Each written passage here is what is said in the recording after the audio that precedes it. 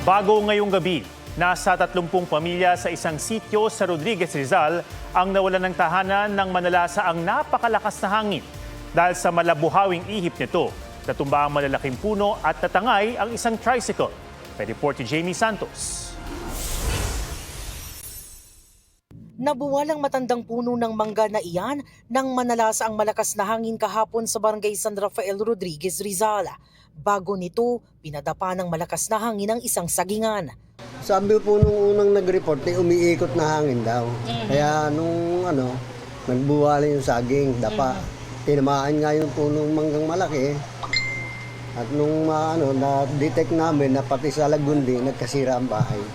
Kwento ng dalawang gas attendant ng duty ng oras na iyon, umulan muna ng malakas nang umihip ang hangin na mula raw sa dalawang direksyon. Sobrang lakas po ng hangin, 2 beses po siya umikot. Umaangat ma'am yung pinakadaw niya, unti-unti umaangat hanggang sa lumakas na po siya. Umpisa dito hanggang dito, salubong po yung hangin niya po. Nasaksihan din ni Ian kung paanong tinangay ng malakas na hangin ang nakaparatang tricycle. Yung tricycle po dito ni Kuya JR, bigla pong lumipad po pa ganito. Ang lakas po talaga kaya ako tumakbo po ako dito sa paloob sa kanila. Walang nasaktan pero winasak ng malakas na hangin ang tirahan ng 35 pamilya o mahigit 100 individual. Gusto namin ma-evacuate, ayaw nilang umalis.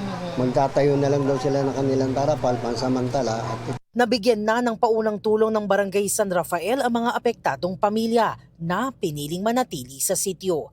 Jamie Santos, GMA News.